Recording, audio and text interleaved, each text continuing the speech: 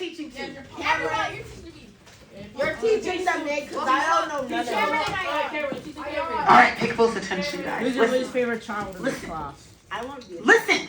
Oh. The British had burned D.C. Dolly Madison, the president's wife, had been in the White House. He had That's not left. how you did it. He was in the White House. She was in the White House, and she saw that the British were coming. And so she grabbed all the important documents and a painting of George Washington. That's why we still have it today. Because Dolly Madison grabbed it, put it in her wagon, and took off. Well, after the British burned D.C., what's the next biggest city? Boston, Baltimore. Massachusetts. You don't know your geography? No. Baltimore. So they fly, drive, walk the 30 miles to Baltimore, and they approach the Baltimore harbor.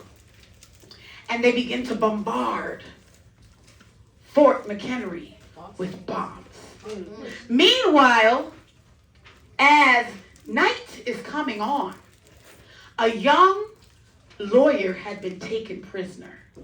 He was sitting in a British boat on Baltimore Harbor, watching as his precious Fort McHenry was being bombarded with bombs. Are we going to lose this battle? What is going to happen? Am I going to be a prisoner of war? All of these thoughts went through his head. He didn't know what was going to happen.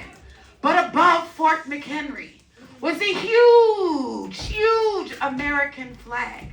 And as the bombs would hit Fort McHenry, the flag would fly. But then it started to get dark. And as it got dark, he could no longer see the flag.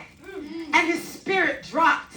Because, oh no, if the flag wasn't there, it means they had lost the battle.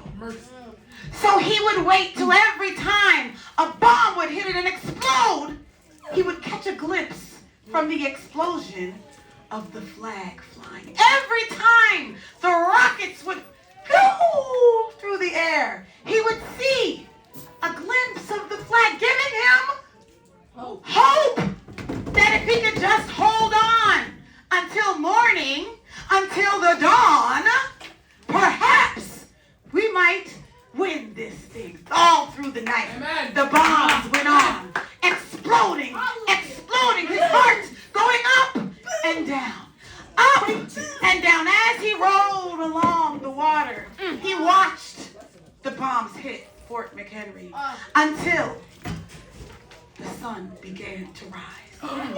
And as dawn broke the sky, standing tall, waving proud above Fort McHenry was still that Star Spangled Banner.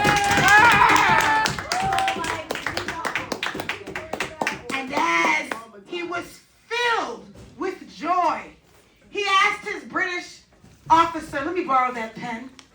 And he took out a piece of paper and he proceeded to write the words to this poem.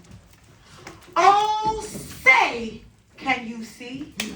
By the dawn's early light. What is he looking at? What so proudly we hailed at what? The twilight's last gleaming. Whose broad stripes? Hang on. What had broad stripes and bright stars?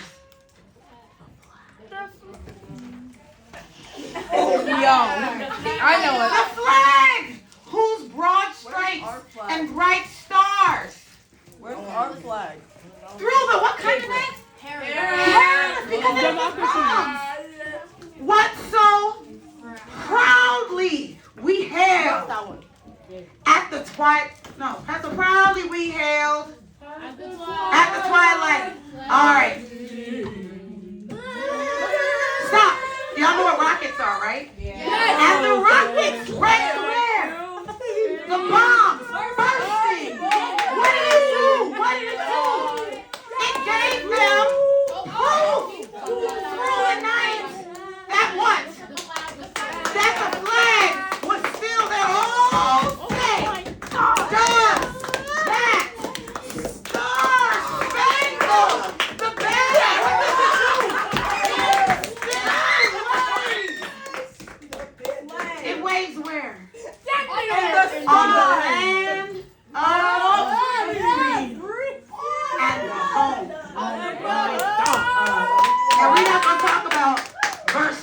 read that talks about the slaves and stuff, but at least the first verse is very inspiring, very inspiring. That's what we talked about yesterday.